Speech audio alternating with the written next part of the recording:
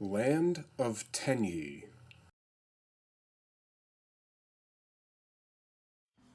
In this world, there is a chi that flows naturally through the earth.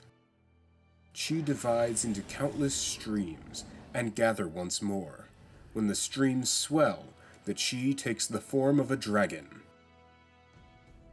This was called the Dragon Vein, and some warriors used the chi to form powers and skills at these Dragon Vein deposits. Their discipline was called Tenyi style. The innermost secret of the Tenyi style: one in harmony with the earth chi, and with the highest physical and spiritual might is able to reach flawless perfection. Hidden in the Dragon Vein is the great power of nature itself. The Tenyi style aims to control the power of the earth without disrupting it, creating a new way for humans to interface with nature. In the long history of Tenyi, there are tales of ones who reached flawless perfection of the Tenyi. However, these tales are more like legends. However, there have been a few people who have opened the Dragon Vein and made the step towards perfection.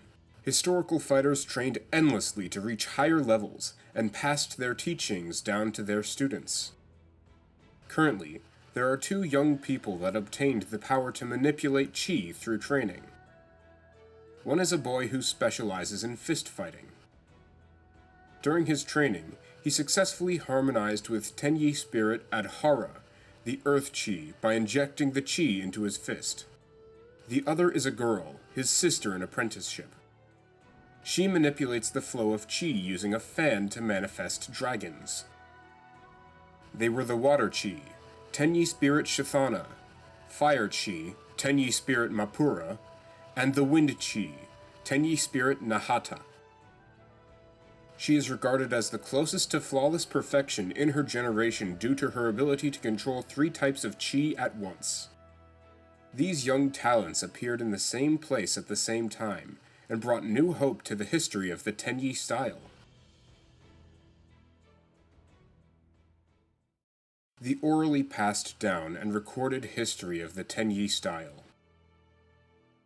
It is a guide to flawless perfection and training methods that many fighters adopted to reach a higher level. But that is not all. It also tells fragmented tales of conflict over the interpretation of Tenyi. There was once a man in the Tenyi style who trained his body to the extreme. His fist is an extension of his bear-like tough body that tried to overpower by the use of force rather than achieving harmony with chi. He was called a berserker, for his mind that was not trained as well as his body. One day, the berserker found unrivaled Tenyi, a separate path from flawless perfection. A path of unrivaled power achieved by absorbing the earth chi as a source of power instead of harmonizing with it. His philosophy did not hesitate to deplete the power of chi, if it meant he would reach higher powers. Deemed a heretic, the berserker was soon banished with no one to follow his path. That is when mention of the berserker vanished from the history of Tenyi. Tenyi style believes that the Dragon Vein is not a tool for strength, but a bridge between humankind and nature. Unrivaled Tenyi was evidently denounced, and used as an example of discipline and the importance of connecting with nature. We must not repeat the mistakes made by the berserker. To carry the Tenyi style name was to adopt its philosophy as well. But the darkness from the past suddenly returned in front of these children.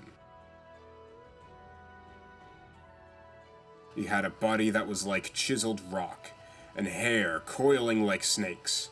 From his head grew 2 horns. His arms and shoulders were covered in scales, truly a body with a dragon's might. His body was emanating with a sinister aura, a true form of the berserker. Your flawless perfection is no match against my unrivaled Tenyi.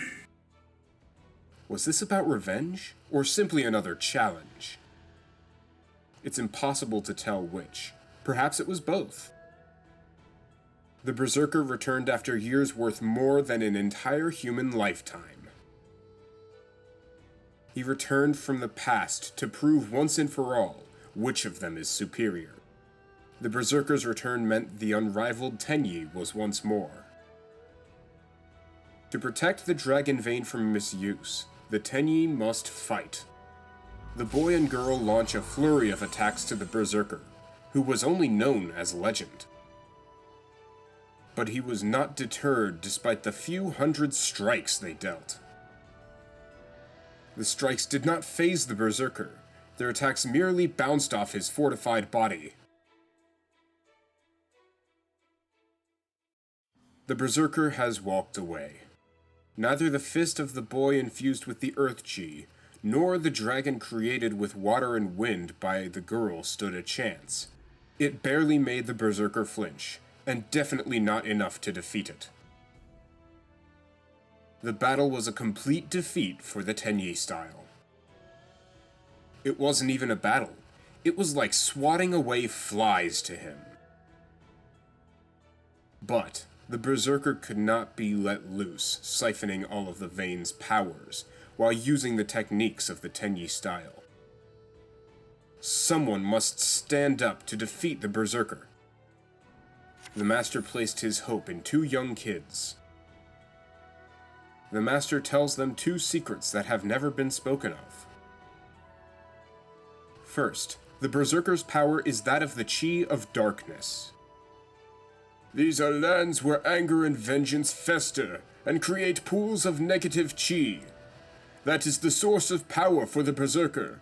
If you find that location, you shall find out where to find him. He told them of a place regarded as sacred yet forbidden to the Tenyi. One who truly harmonizes with the Dragon Vein shall make a step towards flawless perfection. For you two, as ones who encountered the Chi of Darkness, shall receive higher powers with the manifestation of the Dragon of Light.